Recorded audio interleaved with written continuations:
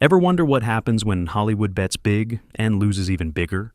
Imagine a world where a single flop can crush careers, bankrupt studios, and turn legendary stars into Hollywood exiles. The 1960s weren't just about swinging music and wild fashion. They were an era of movie-making risks and spectacular disasters. Today, we're digging up the cinematic graves to unearth the top 15 underrated 1960s flops. Films that tanked so hard, even their stars tried to forget them. Some were too bold for their time, others sabotaged from within. Which movie destroyed a studio? Which was buried by scandal? Stick around. You won't believe these behind-the-scenes stories. Number 15. King Rat, 1965. King Rat isn't just another World War II flick. This one is bleak, brutal, and about as far from a rah-rah war fantasy as you can get. Based on James Clavell's semi-autobiographical novel, the story drops you into the filthy, hopeless world of a Japanese POW camp in Singapore. George Segal plays Corporal King, a prisoner who manages to thrive by hustling, scamming, and never looking back. There are no heroes here, only survivors. And that didn't go over too well with audiences in the mid-60s, who were still clinging to the idea of the noble soldier. Denholm Elliott, who plays Larkin, had real-life POW experience, adding a grim authenticity that hits hard. Director Brian Forbes nearly broke down shooting the film, and after 62 grueling days, he admitted he could barely speak about it without choking up. Studios didn't know how to sell such a harsh story, so they just marketed it like a standard war movie. The result? A box office bomb. In some countries, it was outright banned for its portrayal of British officers. Over time, though, King Rat has found its audience. Film buffs who appreciate its honesty and unflinching depiction of what war really does to people. For the mainstream in 1965, though, it was just too much reality. Number 14. Major Dundee, 1965. Major Dundee is what happens when a director and a studio go to war. Sam Peckinpah, fresh off a string of gritty TV westerns, finally got his shot at a big studio picture. The plan? Make a Civil War western epic with all the blood, sweat, and dirt you could handle. Instead, he blew past every deadline and ignored every budget constraint until the producers wanted his head. The only thing that saved him was Charlton Heston, who gave up his salary to keep Peckinpah in charge, but even he eventually threatened him with a sword. Yes, a real sword, if he didn't get it together. The chaos wasn't just behind the scenes. The script was rewritten constantly, and the whole production was plagued by drunken blow-ups and fights. When the studio finally had enough, they yanked the movie away, chopped it up in the editing room, and released a version Peckinpah didn't even recognize. Critics and audiences both shrugged, and the movie flopped. Peckinpah spent years calling Major Dundee the most painful experience of his career. Ironically, years later, fans started piecing together the restored cut, and the film is now seen as a fascinating, messy, misunderstood masterpiece. But back then, it was just another expensive mistake that nearly ended Peckinpah's big screen career before it began. Number 13. The Train, 1964. The Train is a war movie where nothing is faked. Every crash, every explosion, every bullet is the real deal. The story's simple. Burt Lancaster is a French resistance fighter tasked with stopping the Nazis from stealing priceless art on a real moving train. But what happened behind the scenes was crazier than anything in the script. Lancaster clashed with the original director, Arthur Penn, and fired him just days in, bringing in John Frankenheimer to ramp up the action. Then, he insisted on doing all his own stunts, blowing out his knee and halting production for weeks. The film's budget ballooned. The French Rail Authority had to literally blow up real tracks, and the whole crew lived in a state of controlled chaos. The result? A film that looks massive because it was massive. No models, no CGI, just brute force filmmaking. But American audiences didn't care. Released during a glut of World War II movies, it was dismissed as just another action flick and failed at the box office. Nowadays, The Train is a cult favorite among cinephiles and directors alike. If you want to see real trains explode and stunts you could never get away with today, this is your movie. Just don't expect a happy ending, on or off screen. Number 12. 55 Days at Peking, 1963. This is a movie where the scale is so huge, it practically sank itself. 55 Days at Peking wanted to be the international epic to end all epics. Charlton Heston and David Niven lead a multinational force trying to hold out against the Boxer Rebellion. The cast is massive, the sets are gigantic, and the ambition is through the roof. But the problems were even bigger. Behind the scenes, it was a disaster. Heston and Ava Gardner couldn't stand each other. Gardner walked off set and never returned. Director Nicholas Ray collapsed from exhaustion and had to be replaced. Producer Samuel Bronston fought with everyone and ended up banned from Hollywood.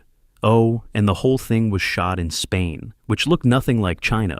The Chinese government banned it for good measure. Critics called it bloated and soulless, and audiences weren't interested in a movie about a forgotten historical event. It flopped hard, losing millions. Today, it's barely a footnote in film history, except as a case study in how not to make a blockbuster. Still, if you want to see old Hollywood go down swinging, 55 Days at Peking is an unforgettable mess. Number 11, The Bridge at Remagan, 1969. You want a war film with real-life drama? The Bridge at Remagan delivered in spades, just not in the way anyone wanted. The production was set in Czechoslovakia during a time of growing political unrest. Right in the middle of shooting, Soviet tanks literally rolled into Prague. Suddenly, the cast and crew had to drop everything and flee for their lives, leaving behind half-finished sets and unfinished scenes. The chaos hit everyone hard. George Segal, the lead, had a breakdown and almost quit acting entirely. Robert Vaughn, an outspoken Vietnam War critic, was nearly arrested on suspicion of being an American spy. When the movie finally limped to release, audiences barely noticed. The timing was terrible, and the film was overshadowed by other, bigger war movies.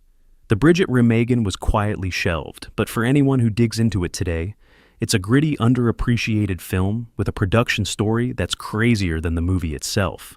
Sometimes real life is wilder than fiction, and this one paid the price. Number 10, The Sand Pebbles, 1966. If there's a movie that proves star power isn't always enough, it's The Sand Pebbles. Steve McQueen is at his absolute best, playing an American sailor caught in the political chaos of 1920s China. The film had everything: McQueen's only Oscar nomination, huge set pieces, and sweeping romance. But the trouble started almost immediately.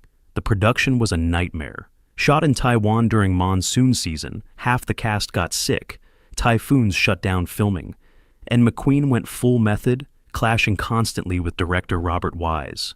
The tone of the movie confused everyone. Some saw it as pro-imperialist, others as a quiet anti-war statement. No one could agree, and that division tanked its reputation. The film underperformed in the US, and its hefty budget made it a financial disappointment. Still, The Sand Pebbles is worth a revisit for McQueen's performance and its honest look at American intervention overseas. But in 1966, audiences weren't ready for that conversation, and the film paid the price. Number 9, The Secret War of Harry Frig, 1968. On paper, The Secret War of Harry Frig sounds like a can't-miss comedy. Paul Newman as a promoted buck private, parachuted behind enemy lines to rescue 5 captured generals, should be gold. Instead, it's one of the oddest misfires of Newman's career. His first full-out comedy, the movie never quite decides what it wants to be: spoof, satire, or slapstick. The result is a tonal mess. Director Jack Smite had worked well with Newman before, but here, the magic just isn't there. The jokes don't land, the plot bounces all over the place, and even the usually reliable Newman can't save it. Critics panned it. Roger Ebert said it seemed like the movie was made against its own will. Audiences ignored it, and the movie quickly disappeared from theaters. In hindsight, it's a fascinating oddity, proof that even a superstar can't rescue a script that doesn't know what it wants to be. The Secret War of Harry Frig is mostly forgotten now, except by die-hard Newman fans and lovers of lost cinema. Number 8, Play Dirty, 1969. Here's a war movie that's as cold and mean as they come. Play Dirty stars Michael Caine in one of his grimiest roles ever, leading a team of British commandos disguised as Italians to blow up a German oil depot in North Africa. It's nihilistic, ruthless, and totally unromantic. Nobody here is fighting for glory or country, just survival and maybe a little payback. the production was just as rough. Director André de Toth, a one-eyed Hollywood legend, delivered his final film and pulled no punches. The movie's violence and amorality put off audiences in 1969, and it bombed at the box office. Critics called it mean-spirited and ugly, and it faded into obscurity almost immediately. But Play Dirty had its champions. Martin Scorsese singled it out as one of the great anti-war films, precisely because it's so unsentimental. If you want a war movie that shows just how low people can sink, this is the one. But in the age of flag-waving heroics, it was way too ahead of its time. Number 7. Attack on the Iron Coast, 1968. If you're looking for a no-frills, down-to-earth war film, Attack on the Iron Coast is the hidden gem you've never heard of. This British production stars Lloyd Bridges as a Canadian commando leading a raid on a Nazi-held dockyard, based on the real-life Operation Chariot, one of the gutsiest missions of WSU. There's no Hollywood bombast here, no huge budget or epic score. Instead, it's all about tension, strategy, and grit. And that's probably why it disappeared. The film had almost no marketing, barely got a release in the US, and was quickly forgotten. No one wanted a grounded, realistic war movie in 1968. They wanted spectacle. But for fans who stumble across it today, Attack on the Iron Coast is a tight, suspenseful action film that respects its subject matter and never goes over the top. Sometimes being too real is a recipe for box office disaster. Number 6. The Night of the Generals, 1967. This is a war movie wrapped inside a murder mystery, stuffed with more stars than a Hollywood Walk of Fame party. The Night of the Generals boasts Peter O'Toole, Omar Sharif, and Donald Pleasance in a tangled plot about a Nazi general who might be a serial killer. It's big, ambitious, and a total oddity.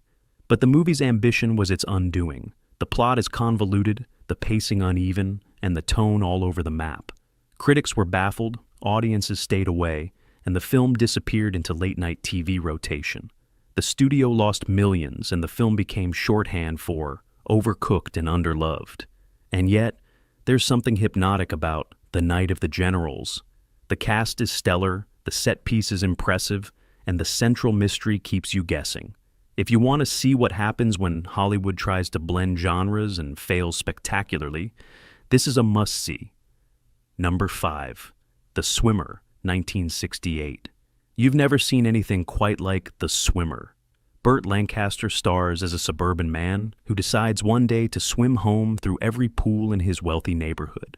What starts as a surreal odyssey becomes a disturbing portrait of the American dream unraveling. The production was a mess, directors fired, reshoots galore, and a tone that veers from dreamy to nightmarish. Audiences in 1968 had no idea what to make of it. Critics were split, box office returns were dismal, and the film was quickly buried. But The Swimmer refused to die. Over the years, it became a cult classic, beloved for its weirdness and emotional punch. Lancaster delivers one of his greatest performances, and the film's haunting atmosphere sticks with you. Back in the 60s, though, it was just another flop that nobody understood. Number 4. Charlie, 1968. Before Forrest Gump, there was Charlie, a heartbreaking adaptation of the novel Flowers for Algernon. Cliff Robertson plays a mentally disabled man who undergoes an experimental procedure to become a genius, only to watch his new life slip away. The film is raw, emotional, and at times hard to watch. Robertson's performance won him an Oscar, but the movie itself was a tough sell. The subject matter was bleak, the ending devastating, and audiences just weren't in the mood for this kind of heavy drama. The film's pacing and style also felt out of step with the era's tastes, leading to a disappointing box office run.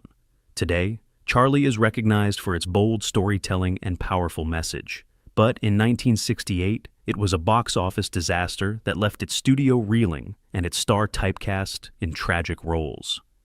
Number 3. Cleopatra, 1963. Here's the one that didn't just flop, it obliterated a studio. Cleopatra started as a modest biopic and exploded into a $44 million monster, over $400 million today with inflation. Elizabeth Taylor, Richard Burton, and Rex Harrison star in a tale of ancient intrigue that became infamous for its behind-the-scenes disasters. Taylor almost died, directors got fired, sets were rebuilt multiple times, and Taylor and Burton's affair became a tabloid sensation. The movie took years to finish and nearly bankrupted 20th Century Fox.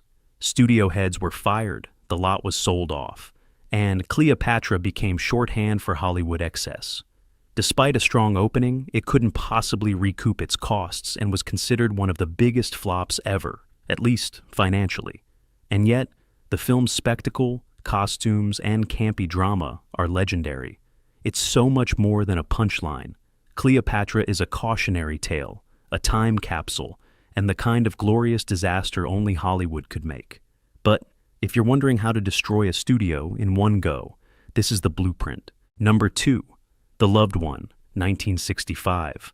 Hollywood loves to satirize itself, but sometimes the joke lands with a thud. The Loved One is based on Evelyn Waugh's caustic novel, taking aim at the funeral business, Hollywood, and American culture in general. It's packed with talent, Jonathan Winters, Rod Steiger, John Gielgud, but its pitch-black humor left audiences cold. Director Tony Richardson wanted to push boundaries, but the result was a movie too weird and mean-spirited for mainstream success. Critics were baffled, censors bristled, and audiences stayed away in droves. The movie was quickly shelved and only gained a cult following decades later. But if you like your comedy twisted, The Loved One is a hidden gem, an acid trip through Tinseltown's underbelly. In 1965, though, it was too much, too soon, and too strange for the mainstream to handle. Number 1, Petulia, 1968. Rounding out the list is Petulia, Richard Lester's dazzling but downbeat look at love and disillusionment in swinging San Francisco. Julie Christie stars as a restless housewife who gets tangled up with George C. Scott's lonely doctor. The editing is wild, the visuals are trippy, and the script is brutally honest about broken relationships. The film was praised by critics for its bold style and emotional depth, but general audiences didn't know what to make of it. Released at the end of a turbulent decade, Petulia was drowned out by bigger, flashier movies and quietly flopped. There was no Oscar buzz, no big marketing push, just a movie that was ahead of its time, waiting for the world to catch up. Today, Petulia is recognized as a lost masterpiece, influential for directors who love to blur the line between story and sensation. But in 1968, it was a reminder that being brilliant doesn't always pay the bills. There you have it, the wildest, weirdest, and most disastrous flops of the 1960s, each with a story as dramatic as the films themselves. Sometimes, failure in Hollywood leads to cult classics, and sometimes, it's just a lesson in survival. Which of these underrated gems deserves a comeback? Let us know your pick in the comments below. If you enjoyed our cinematic deep dive, don't forget to hit that like button, share this video with your fellow movie buffs, and subscribe to our channel for more untold stories from Hollywood's hidden vaults. Thanks for watching. And remember, in the world of movies, even a flop can make history. Step into the swinging 60s where bold filmmakers shattered expectations and rewrote the rules of genre. These 10 landmark films fuse style, grit, and moral ambiguity to create cinematic legends. Each movie planted the seeds of Quentin Tarantino's signature blend of humor and brutality. Subscribe now and join us as we explore these timeless masterpieces. Yojimbo. Akira Kurosawa's Yojimbo introduces a lone ronin who arrives in a lawless village split by two rival crime families. He's no noble samurai, but a savvy mercenary who plays both sides for profit, and every calculated move, every flourish of his cloak, every flash of steel, feels like cinematic poetry. Kurosawa's framing alternates tight close-ups on Toshiro Mifune's hawk-sharp eyes with sweeping painterly vistas that highlight the weight of each breath he takes. Sparse, tension-driven music by Masaru Sato makes silence as potent as bloodshed. Mifune's performance is magnetic. One cool glance can freeze a room, one half-smile can tip you into complicity. Tarantino credits this film for teaching him the power of an anti-hero, someone both mesmerizing and ruthless. And he borrowed Yojimbo's tonal leaps from humor to violence when crafting his own icons in Pulp Fiction and Kill Bill. Beyond its influence on spaghetti westerns, Yojimbo stands as a masterclass in style and substance. It broke conventions by making the samurai imperfect and survival-driven, showing that moral ambiguity can be more compelling than black and white virtue. For Tarantino, it proved that cinema's coolest characters live in shades of gray, and that a well-placed quip or quirk can cut as deep as a blade. Sanjurro. Just 1 year later, Kurosawa reunited with Mifune for Sanjurro, swapping a dusty town for a corrupt clan's stronghold. A band of earnest young samurai begs the nameless warrior to unmask traitors among their ranks, and he obliges with deadpan humor and surgical precision. The film opens on a comic mishap, soldiers wielding bamboo pipes as lethal weapons, then snaps into blistering swordplay. Melville's long tracking shots emphasize scale, while sudden close-ups remind us that danger lurks in every shadow. Mifune's restrained charisma is on full display. He mocks his allies with wry asides, then vanishes into silence before unleashing a flurry of steel. This interplay of tone, slapstick banter segueing into merciless violence, became a Tarantino hallmark, inspiring him to blend genres and keep viewers off balance. Masaru Sato's score swings between jaunty flute riffs and dark percussion, signaling shifts from lighthearted mischief to lethal intent.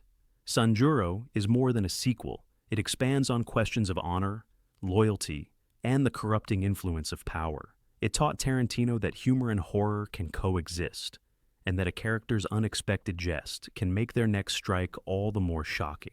Every elegant frame, every wry smile, and every sudden slash in Sanjurro shows why this film remains essential to understanding how to fuse style, wit, and blood in perfect harmony. The Great Escape.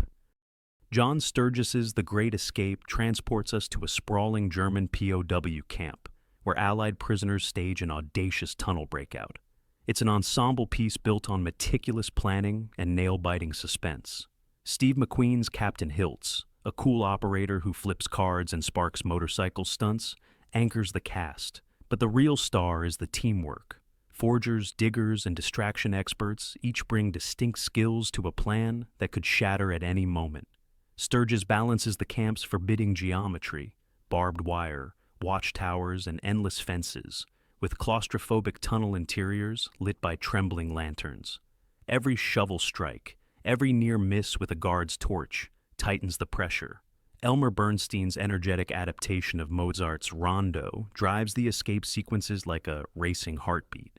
Tarantino cites this film for teaching him pacing, how to let tension build organically, give audiences breathing room, then deliver an explosive payoff. More than a war movie, The Great Escape laid the groundwork for Tarantino's ensemble heists. He learned how to establish each character's role and personality quickly. So, when the action erupts, you care about every fate on screen. The film's blend of camaraderie, ingenuity, and sudden violence continues to inspire modern thrillers, proving that even in the darkest settings, ingenuity and panache can light the way to freedom. Le Samurai.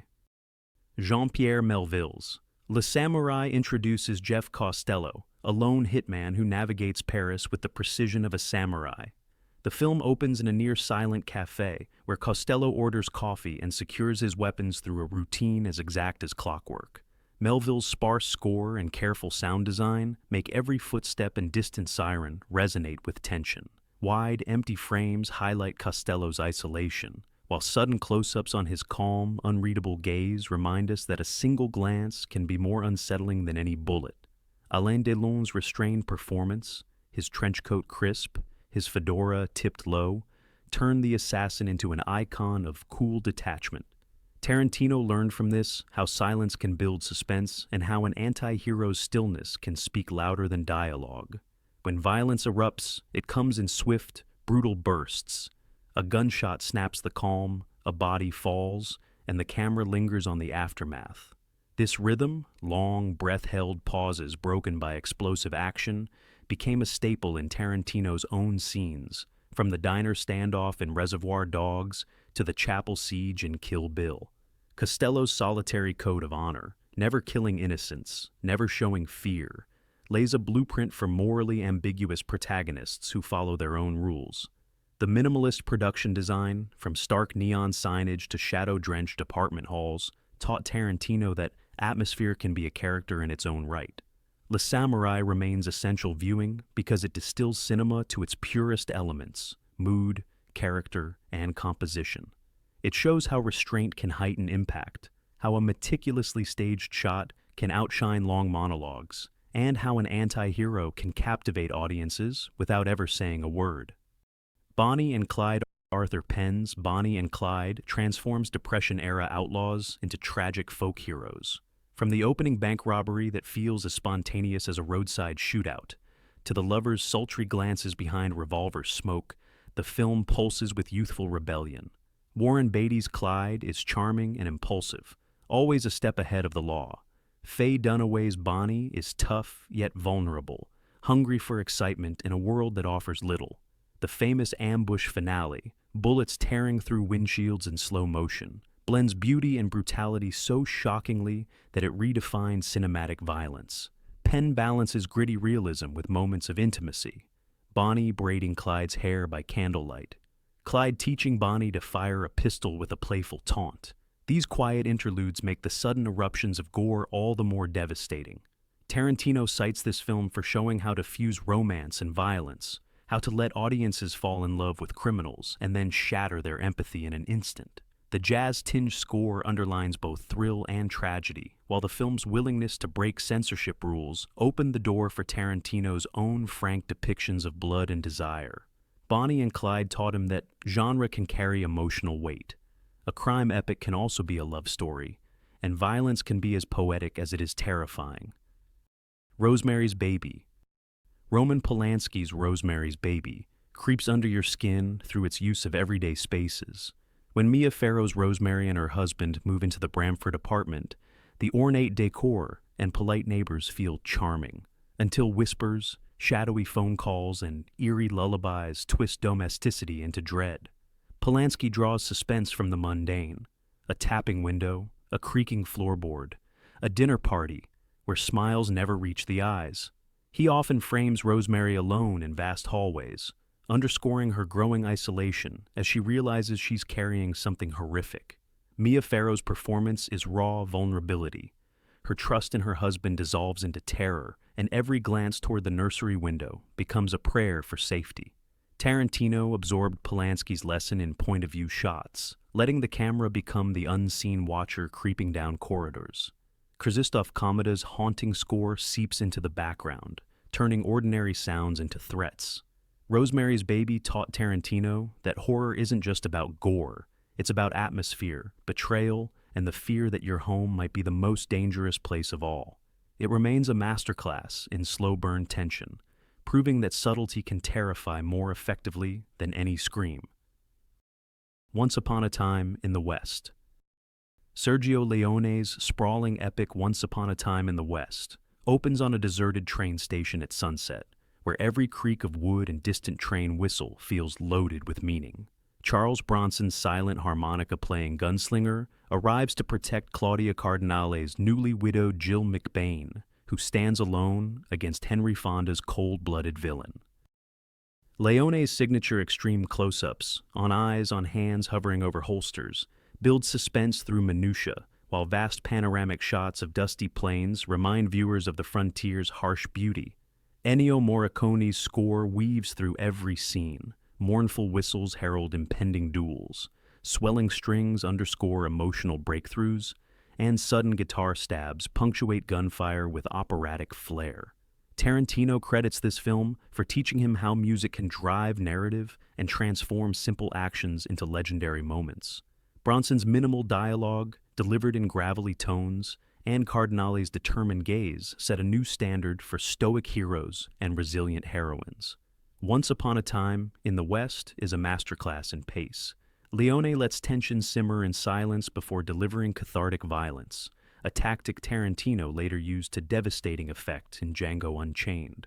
With its blend of mythic scope, moral ambiguity, and unforgettable motifs, the film shows that a Western can be both an elegy for a vanishing era and a timeless meditation on justice, power, and survival.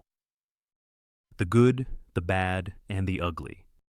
In Sergio Leone's epic The Good, the Bad, and the Ugly, three gunslingers, Clint Eastwood's Blondie, Lee Van Cleef's Angel Eyes, and Eli Wallach's Tuco, race across a war-scarred desert to claim buried treasure. Each man embodies greed, cunning, and survival instinct, making alliances as shifting as the sand dunes. Leone builds tension with near-silent standoffs, extreme close-ups on eyes, hands hovering over holsters, and long, empty vistas that feel as alive as the characters. Ennio Morricone's score, a mix of haunting whistles, soaring trumpets, and percussive rhythms, turns each showdown into an operatic battle of wills. Tarantino studied this film's patient pacing. He learned to let suspense simmer in stretches of silence, so that when gunshots finally ring out, they sting more sharply. He also borrowed Leone's moral ambiguity. Heroes here can kill without guilt. Villains can surprise with odd acts of honor. The final three-way duel in a windblown cemetery is a masterclass in visual storytelling. Leone cuts between tight angles on anxious faces and wide shots that place each man within a barren tableau. It teaches that setting, sound, and timing can speak louder than dialogue. Beyond its influence on westerns and heist movies alike, The Good, the Bad, and the Ugly shows how an ensemble of memorable anti-heroes can drive a story forward. Tarantino's characters, whether in Reservoir Dogs or Django Unchained, carry the same electric unpredictability and razor-sharp style, proving that cinema's most enduring figures often live on the edge of law and conscience. This film remains essential viewing for anyone who wants to learn how to turn bloodshed into poetry and build tension one lingering shot at a time.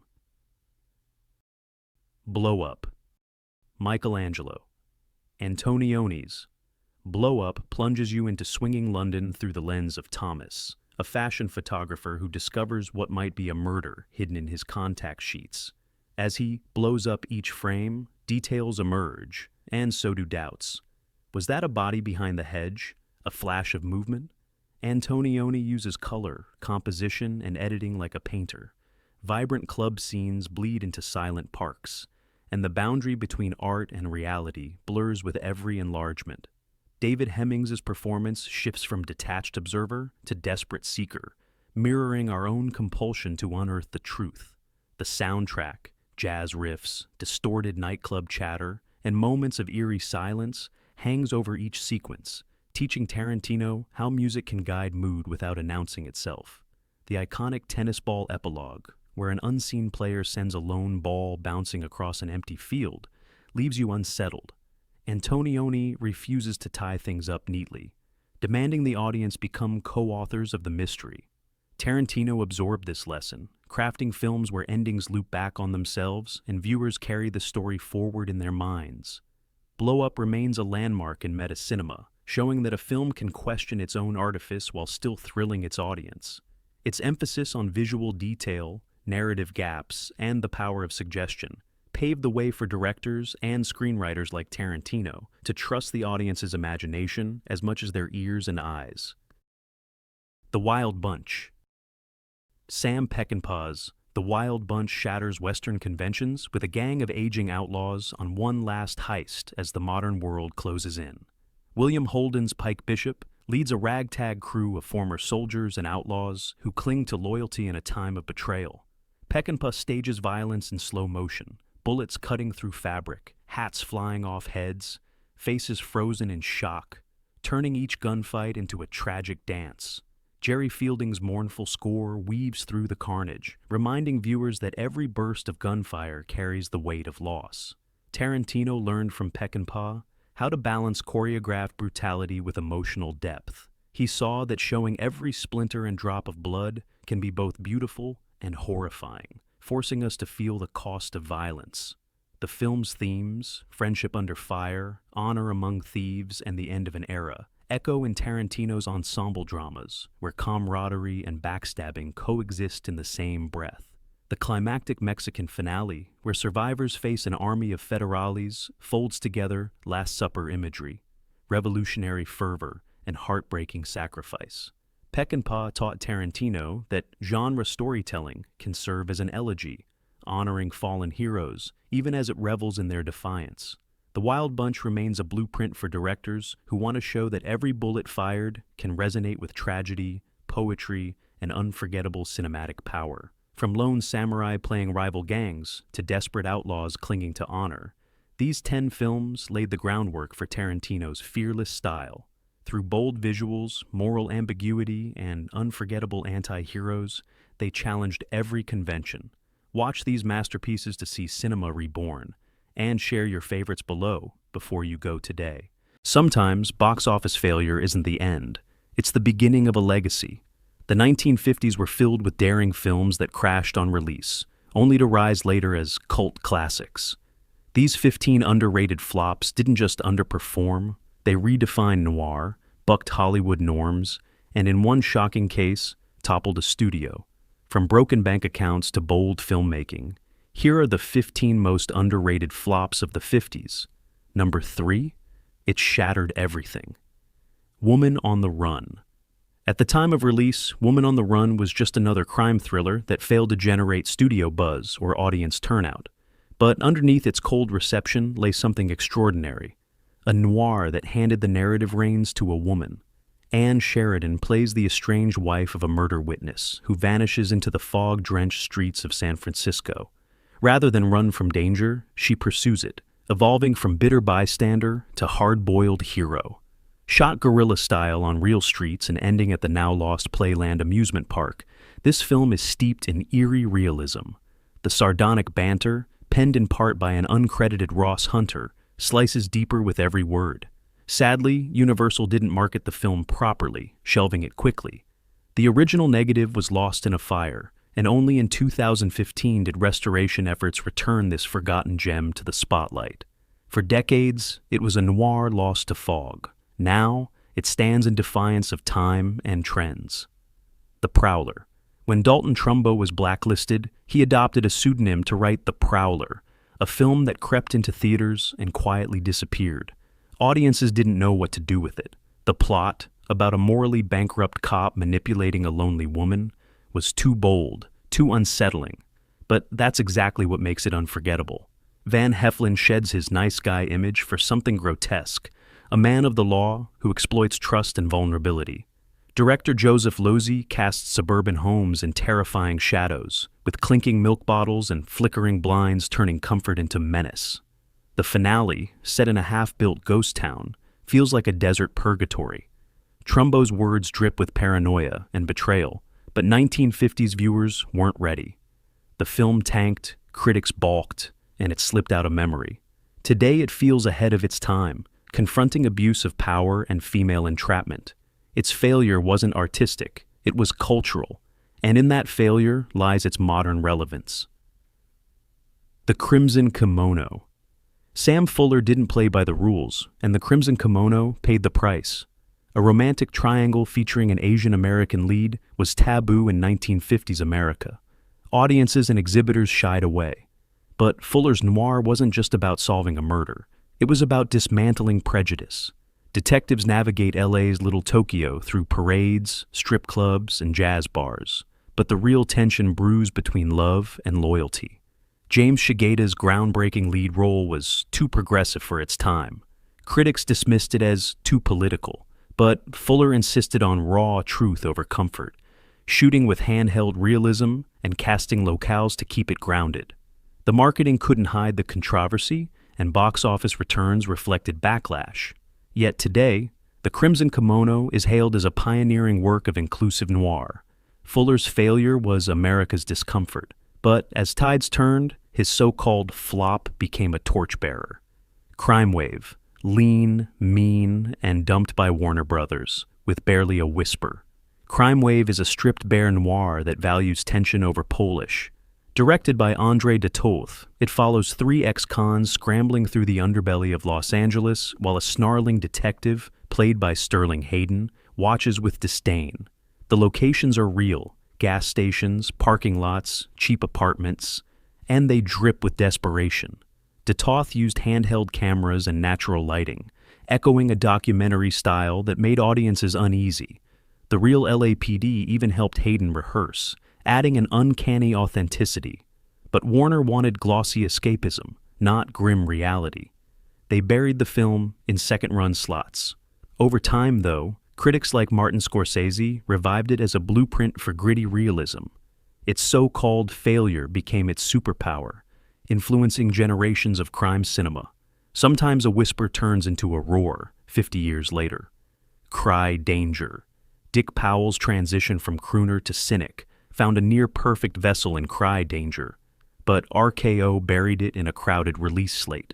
The film is razor-sharp, unfolding in trailer parks and Skid Row dives where the American dream has gone to rot. Powell, fresh from San Quentin, isn't looking for redemption, just revenge. Screenwriter William Bowers peppers the script with acidic one-liners, each delivered with bruised charm.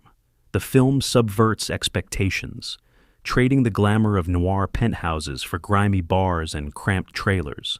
But critics didn't know what to do with it. It lacked polish, they said. It lacked stars, they claimed.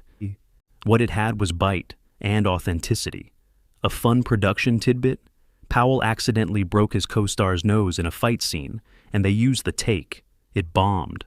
But in the noir canon, Cry Danger now stands tall as a diamond in the gutter, too real to be embraced in its time, too good to be forgotten. DOA. Imagine walking into a police station not to report a crime, but to declare your own murder. That's the electrifying opening of DOA, a film that should have dominated the box office. Instead, it limped into theaters with little promotion and stiff competition. Edmund O'Brien plays Frank Bigelow, a man poisoned with a luminous toxin who has just 48 hours to find out who killed him. The film races across San Francisco and Los Angeles with handheld chaos and jazzy paranoia. Director Rudolph Maté gambled on location shooting, something studios avoided due to cost and logistics. But that decision gave the film a raw documentary edge no backlot could match. One jazz club scene, shot to mirror Bigelow's spiraling mental state, still feels experimental today. Audiences of the time didn't know what to make of it. A noir told almost entirely in flashback with a dead man as narrator? Too weird, too bleak. It faded until later. Generations saw the brilliance hiding in the shadows. What was once a flop is now canon. The Sniper.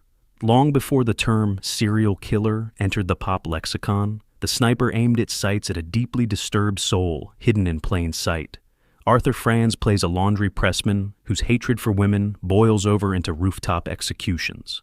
Director Edward Dmytryk, fresh off the Hollywood blacklist, helmed the film with a mix of pseudo-documentary realism and psychological dread. Stanley Kramer produced it with a social agenda in mind, pushing for empathy over horror. But 1950s audiences weren't ready to empathize with a killer, nor were they prepared for POV rifle scope shots and manhunts shot on real San Francisco rooftops. The film's plea for mental health reform was ahead of its time, too ahead, in fact. The box office returns were dismal. Critics dismissed it as cold and clinical. But viewed today, The Sniper feels like a chilling prophecy of the true crime age. A failed film? Maybe then.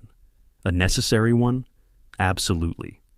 The Narrow Margin. 71 minutes, one train, zero escape.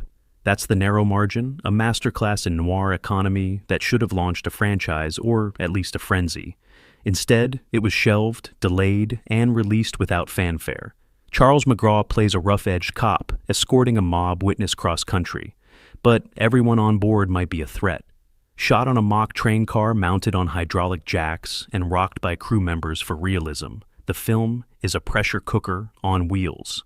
Director Richard Fleischer makes every corridor feel like a trap, every face a lie. There's even a mirror gag that still stumps first-time viewers.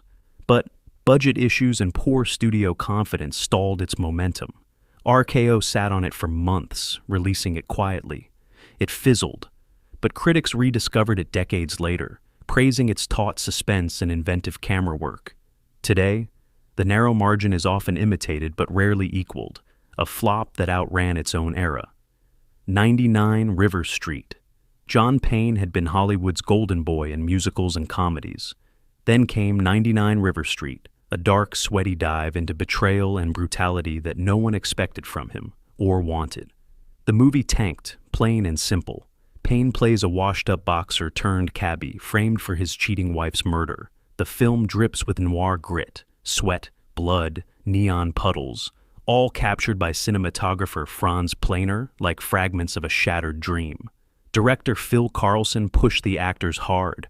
Real boxers choreographed the fights. The dialogue smolders. Evelyn Keyes, known for ingenue roles, goes full chameleon as a struggling actress who risks everything to help. But it came out at a time when audiences wanted Technicolor comfort, not black and white despair. It was ignored, then forgotten. Today its realism feels raw and modern. Once a misfire, now a knockout. Pushover. Fred MacMurray had already danced with the devil in Double Indemnity, but in Pushover, he leans even further into moral collapse. This time, he's a cop watching a gangster's girlfriend, only to fall for her and plan a double cross. The girlfriend? A 21-year-old Kim Novak in her hypnotic debut. Director Richard Quine drenches the film in post-war paranoia, humming fridges, ticking wall clocks, the eerie silence of mid-century suburbia. The suspense doesn't come from gunshots. It comes from glances, whispers, and slow blinks. But Columbia Pictures fumbled the release, unsure whether to sell it as noir or a romance. Critics focus more on Novak's inexperience than the film's chilly brilliance. It underperformed, quietly disappearing.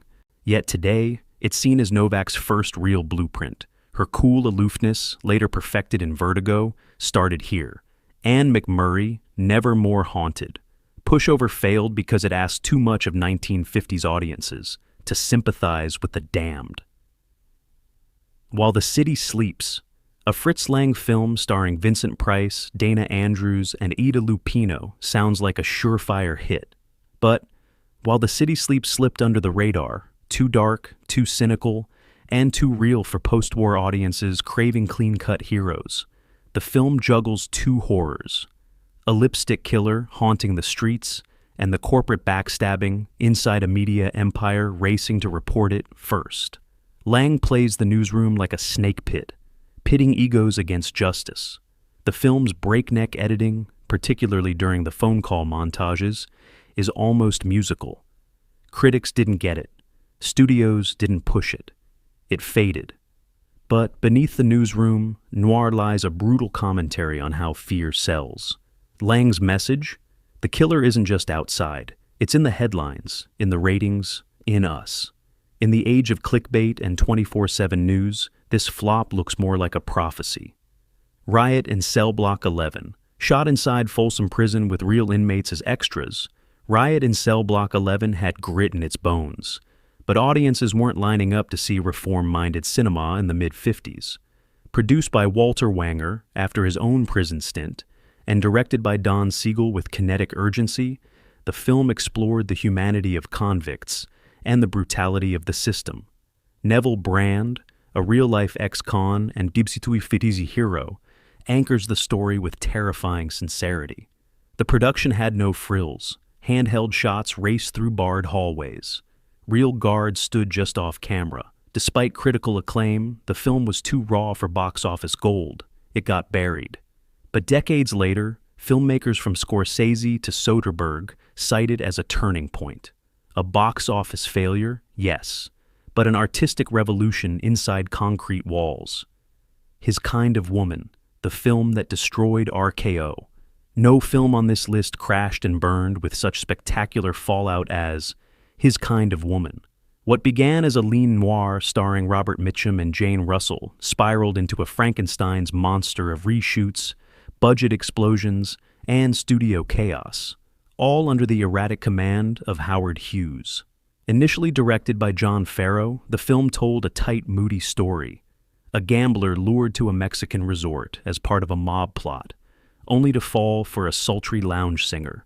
Mitchum smoldered, Russell sparkled. Then came Hughes. Unhappy with the tone, he brought in director Richard Fleischer for extensive reshoots, complete with a swashbuckling climax featuring Vincent Price as a Shakespeare-quoting ham wielding a hunting rifle. It turned noir into camp, art into absurdity.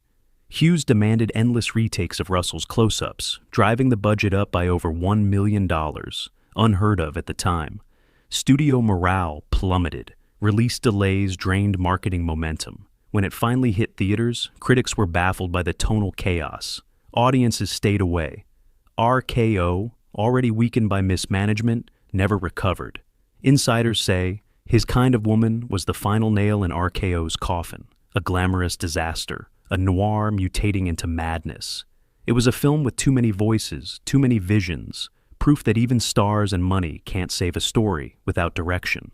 One film, one meltdown, one studio gone. Murder by contract. Minimalist, philosophical, and practically invisible when released. Murder by Contract is noir as Zen parable. Vince Edwards plays Claude, a hitman who treats murder like a business. Cold, distant, disturbingly logical. Shot on the streets of LA with barely any crew, the film uses long silences, barren interiors, and a hypnotic 3-instrument jazz score to stretch tension like a wire. Director Irving Lerner's framing feels proto-French New Wave, years ahead of its time. Columbia buried it with a limited release, unsure how to sell a noir that lacked action, but bristled with dread. It bombed, but filmmakers took note. Scorsese screened it for De Niro while prepping Taxi Driver. Its DNA runs through Le Samurai and Drive. Today, Claude isn't forgotten. He's the ghost in every cool, dead-eyed loner with a job to do and no soul left to spend. The Hitchhiker. Ida Lupino made history with The Hitchhiker, the first noir directed by a woman. She also made a masterpiece. Inspired by real-life killer Billy Cook, the film traps two fishing buddies in the desert under the gun of a chatty psychopath. It's the rare noir set in blinding daylight, proving you don't need shadows to feel terror. William Tallman's performance as the bored, twitchy killer is bone-chilling. Lupino shot in Mexico with real locals, crediting them by name, a bold move in 1950s Hollywood. But despite her trailblazing work, the film flopped. Maybe it was too tense, too real, too unrelenting. Or maybe it was because a woman made it. Either way, it was pushed aside. Today it's studied in film schools, hailed as feminist noir, survival horror, and a template for modern thrillers.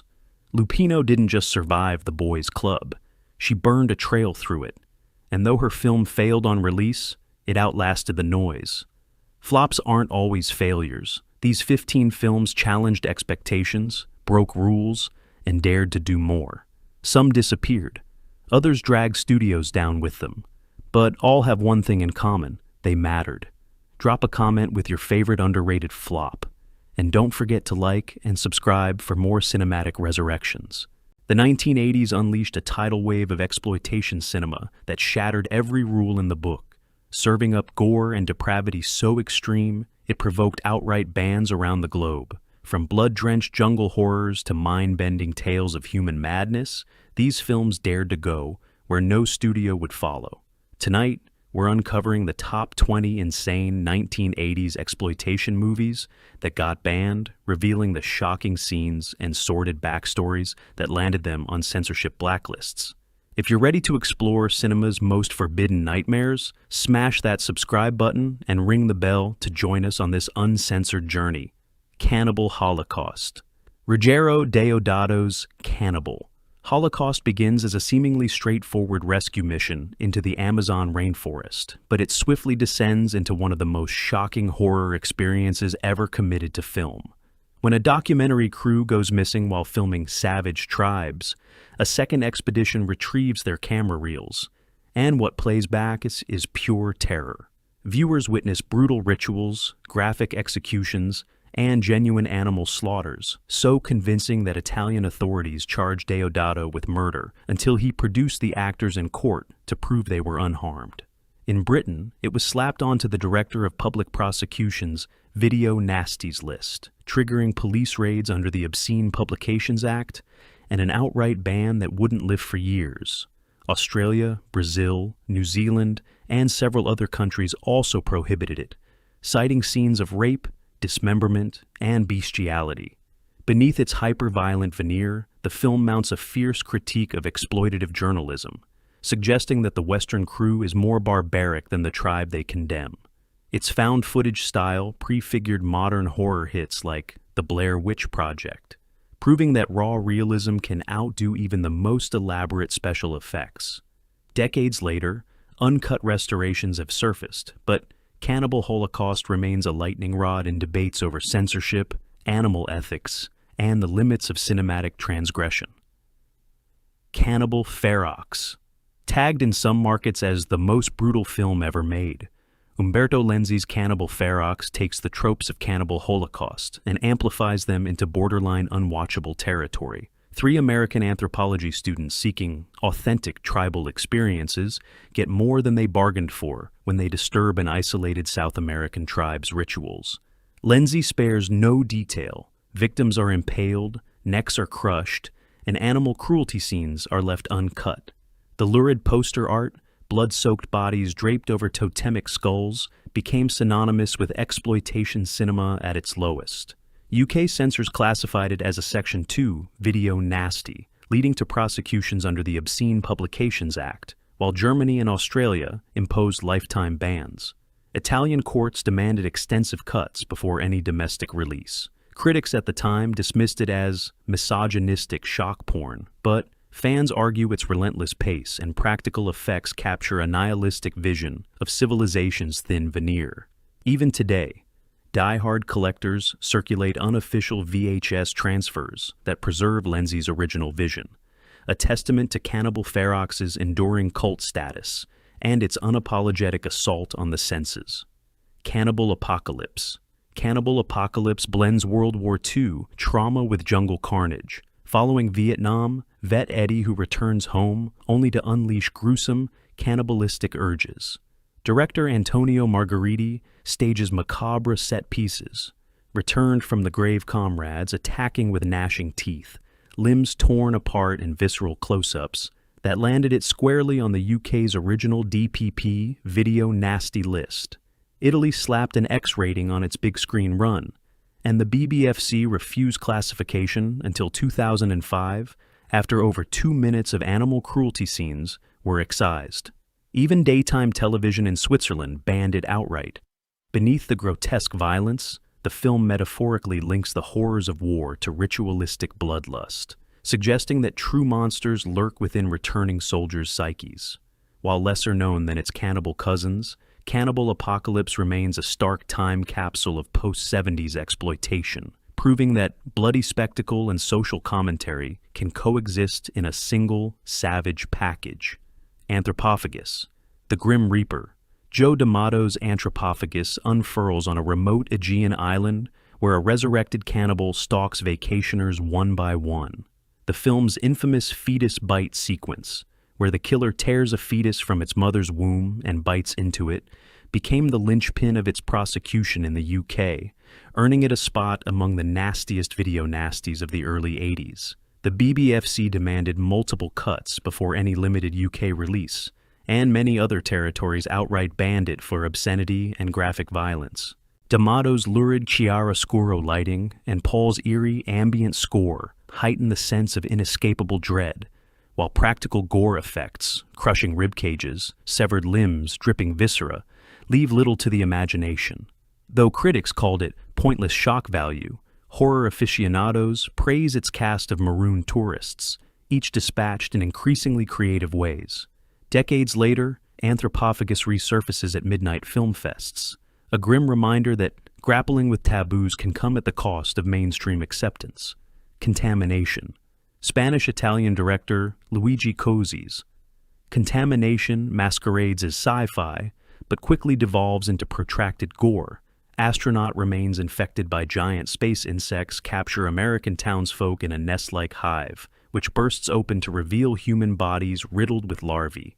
The BBFC refused its video release until 2004, after 2 minutes of visceral insect gore sequences were excised, and dubbed it a sequel to Alien for its unabashed body horror echoes.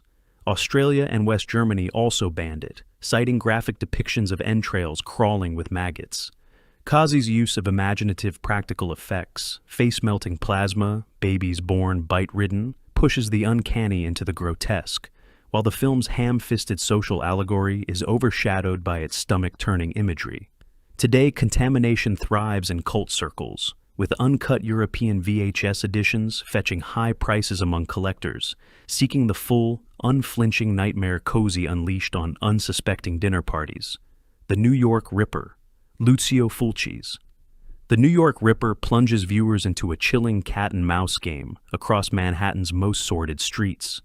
When a deranged killer dubbed the Ripper begins targeting women with a razor-sharp blade, Detective Fred Williams races against time to unravel clues hidden in cryptic voicemails. Fulci spares no mercy. Victims are slashed in brutal close-ups, blood splatters blur half-lit alleyways, and an atmosphere of unrelenting dread saturates every frame. British censors deemed it gruesome, misogynistic violence, and slapped it on the video nasties list, triggering police seizures under the Obscene Publications Act. Germany and Australia followed suit, banning it for indecent brutality and sensational cruelty.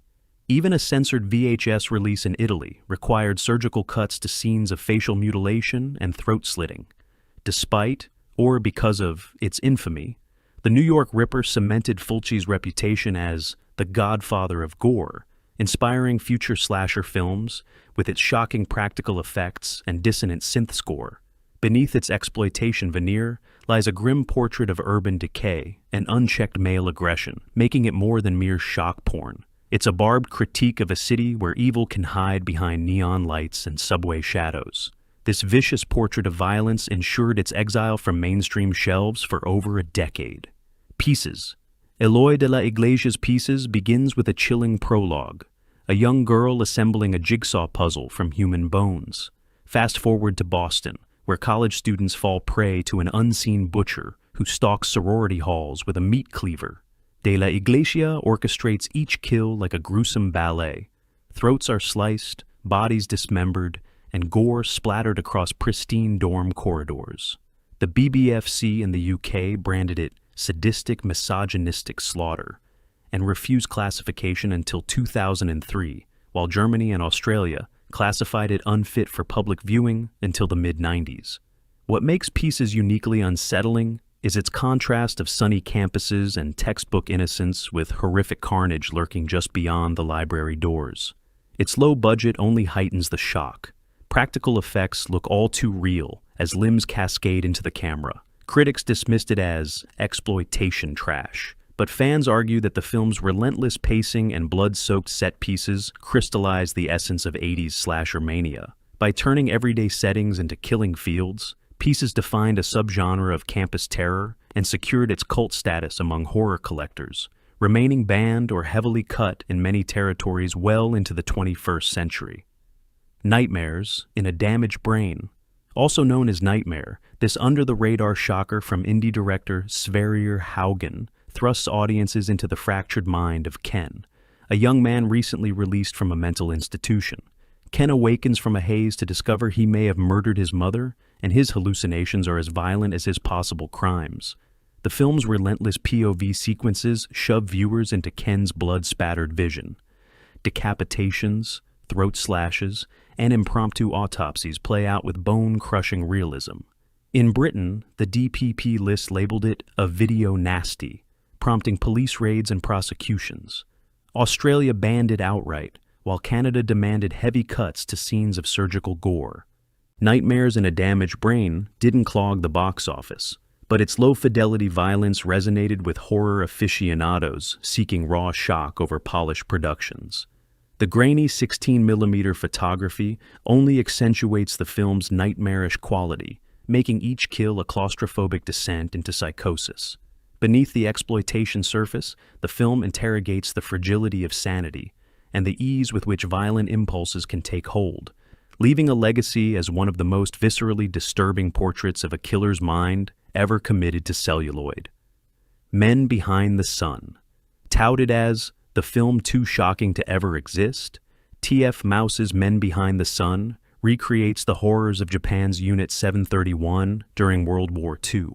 Ostensibly a historical docudrama, it depicts actual human experiments, frostbite testing, plague injections, vivisections, conducted on Chinese prisoners, so graphic and unflinching that child actors reportedly fainted on set.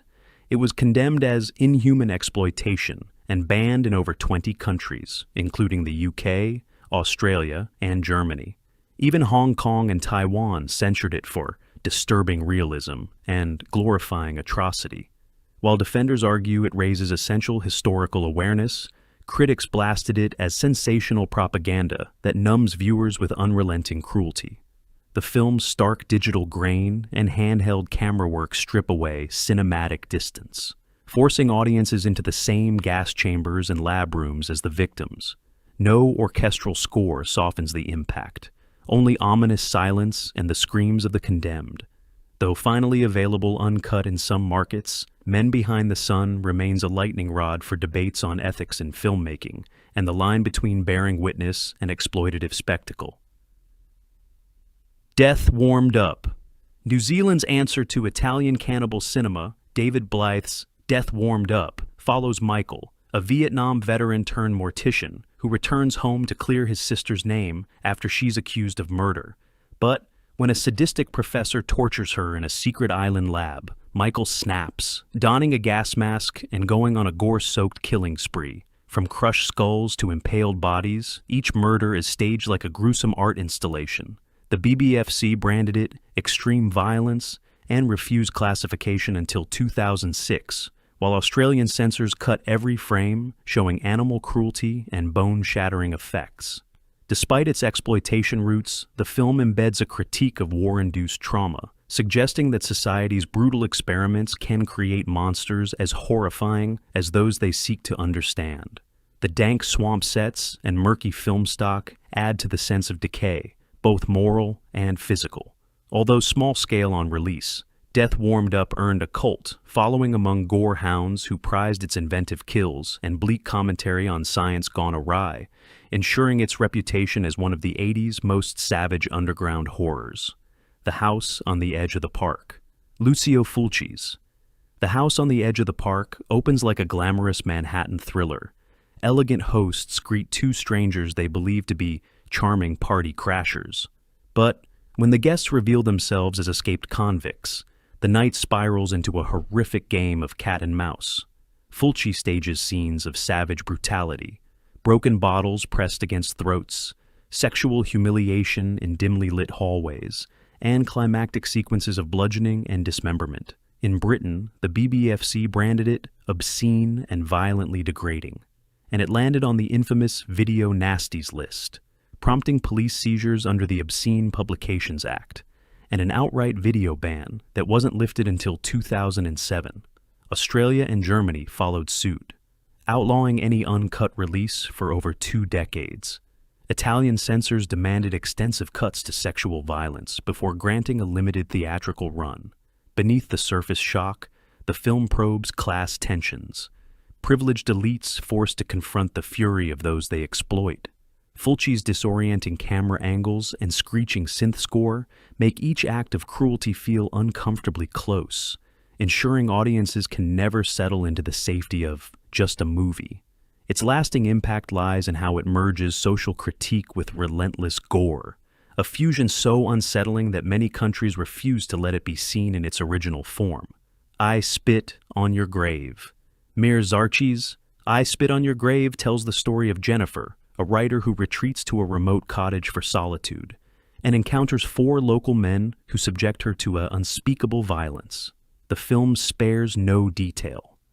Long takes of assault, explicit nudity, and a final revenge sequence featuring brutal mutilations. From its New York debut, critics decried it as pornographic exploitation and hate-driven. The UK and Ireland banned it outright, citing excessive sexual violence, and Australia refused classification until 2003. Finland and Germany also prohibited any release, while several U.S. states impounded prints under obscenity laws. Defenders argue it is a feminist revenge fantasy that critiques victimization, but many saw only lurid spectacle.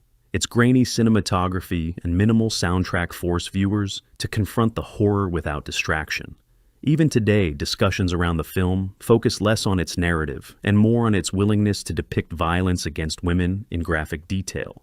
Whether interpreted as empowerment or exploitation, I Spit on Your Grave reshaped the boundaries of on-screen brutality, so much so that numerous territories deemed it unfit for any audience for decades.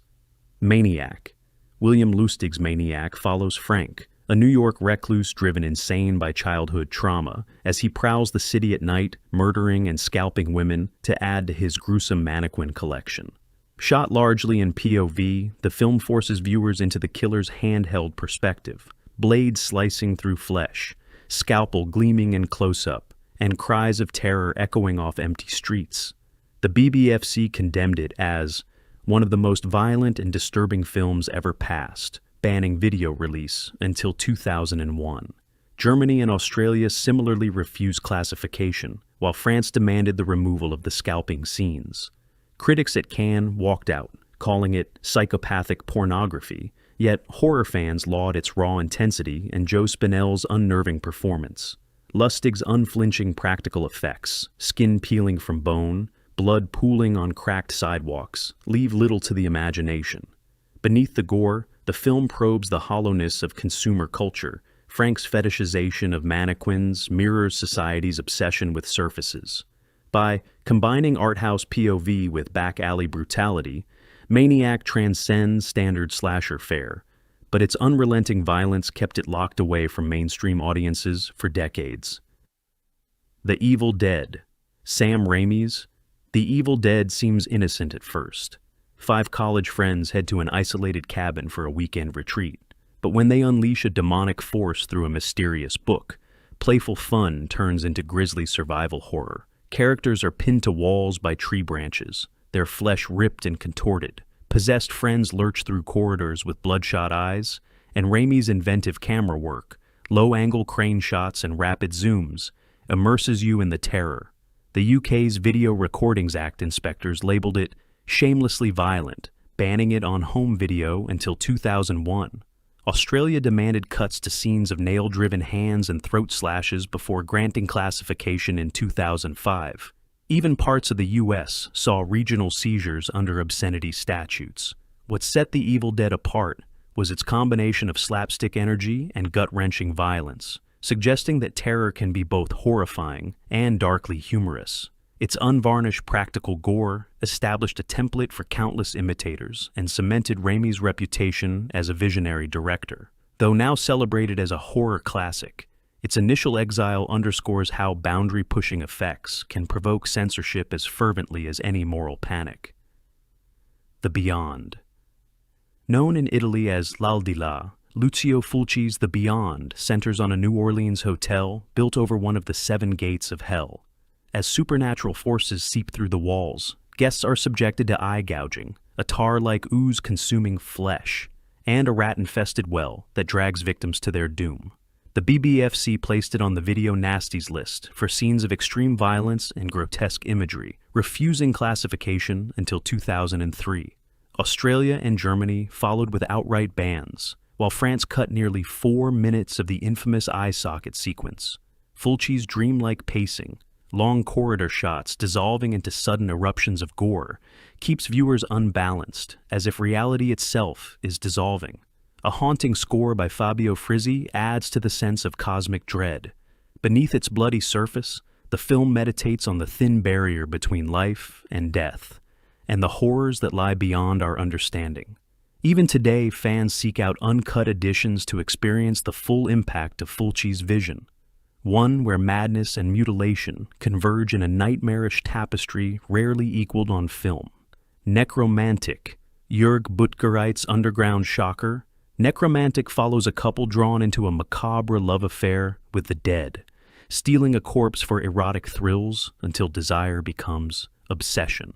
Shot on Super 8 film with minimal budget, its infamous necrophilia scenes forced authorities in Australia, Finland, Iceland, Malaysia, Singapore, and parts of Canada to ban it outright, labeling it inhuman exploitation beyond any cinematic boundary. In Europe, it was suppressed by multiple boards for graphic sexual violence and corpse desecration, remaining unavailable on home video in the UK until Arrow Films' uncut 18 certificate release in 2014. Audiences who managed to find bootlegged VHS tapes described the visuals as simultaneously lurid and strangely poetic. lovers entwined in shrouds, decaying flesh reframed as some dark art. Underneath the taboo content, Butgereit weaves a melancholic meditation on grief, loneliness, and the lengths to which broken hearts will go to reclaim what death has taken. His deliberate pacing and haunting synth score transform what could have been mere shock porn into a transgressive cult poem, so unsettling that decades later, it still ignites fierce debates on whether art can justify its horrors. Violent Shit. Germany's first direct-to-video gore film, Andreas Schnass's Violent Shit, was an amateurish bloodbath shot in 4 grueling weekends, but it was so unapologetically splattered with dismemberment, impalements, and bone-crunching effects that the West German government banned it immediately upon release. No national board would certify its raw footage of Karl the Butcher carving a path of carnage across the countryside, and all official distribution was halted under the rationale of extreme violence. Schnass embraced his infamy, re-editing and self-distributing underground copies that fueled a cult following. Fans traded camcorder transfers at midnight screenings, marveling at its DIY gore effects. Heads cleaved like melons, rivers of blood gushing from shattered skulls, and Karl's unhinged laughter echoing over grainy footage. To this day, Violent Shit embodies the raw spirit of unfiltered exploitation, proof that a film can be so primitive and vicious that authorities see no recourse but to bury it. Its legend endures among gore hounds who cherish its unapologetic brutality and the perverse creativity that defied every censorship board in its path. The Exterminatory. James Glickenhaus's vigilante thriller, The Exterminator centers on John Eastland, a Vietnam vet who channels wartime trauma into brutal revenge against New York's criminal underworld. From improvised garrote kills to zip-cuffed confrontations in sleazy dive bars, its on-screen violence verges on the surreal, and the Commonwealth censor in Australia refused to register it for home video in December 1980, citing excessive violence unfit for public consumption. The UK's Video Recordings Act later forced its removal from shelves, and the British Board of Film Classification wouldn't grant a video certificate for years. Even in the US, several regional courts impounded prints under obscenity statutes. What set The Exterminator apart was its gleeful immersion in graphic detail, entrails spilling from collapsed walls, severed fingers used as calling cards, and Eastland's steely gaze as each skull cracked. Beneath its surface, the film interrogates vigilante justice and the psychological scars of war, suggesting that violence begets violence in an endless cycle. Its contested legacy remains a testament to how far exploitation cinema can stretch before crossing the line into outright censorship. Cannibal Ferox. Umberto Lenzi's Cannibal Ferox was marketed as the most violent film ever made, and its dismemberments, decapitations, and live animal slaughters earned it a Guinness World Record nod for being among the most banned movies of all time. Upon release, censorship boards across 31 countries, from the UK's Video Nasties prosecutions to Australia's lifetime ban, condemned its impalements, tribal rituals, and graphic wildlife killings. The BBFC prosecuted it under the Obscene Publications Act, demanding cuts to scenes where victims are skewered and brains consumed. In Italy, courts forced Lenzi to remove animal cruelty shots before any theatrical run. Yet, these bans only fanned its cult status. Uncut bootlegs circulated in midnight screenings, and fan publications dissected every grisly practical effect: hook impalement, spinal fractures, and visceral tribal feasts. At its core, Cannibal Ferox doubles as a savage critique of Western interference, portraying anthropology students whose anthropological curiosity unleashes a far more brutal form of colonization. Its blend of social commentary and unrelenting gore cements its place as a cornerstone of 1980s exploitation, and a film so extreme that global authorities felt compelled to bury it. UB Cannibal Terror, also known as Terreur Cannibale, Alain Payet's Cannibal Terror, follows tourists who stumble into a hidden Indonesian village, only to be enslaved, dissected, and offered as dinner in grisly banquet scenes. While it never matched its peers' budgets, Its raw depictions of human flesh being carved and chewed landed it on the UK's infamous Video Nasties list, alongside Cannibal Holocaust and Cannibal Ferox. The British Board of Film Classification seized its tapes under the Obscene Publications Act, and Germany's FSK banned it for depicting violence in a realistic and unsoftened manner. Italian release prints were truncated to remove the most explicit dismemberments, and Australia refused classification until 25 years later. Fans who hunted down rare VHS imports describe stomach-churning sequences, the camera lingering on skull-splitting blows, and villagers feasting on still-warm organs. Despite its obscurity, Cannibal Terror encapsulates the era's exploitative spirit, a low-budget shocker so unhinged that mainstream censors worldwide agreed it should never be seen uncut. Its legacy survives through grainy underground copies, a testament to the potent allure and taboo power of 1980s exploitation cinema.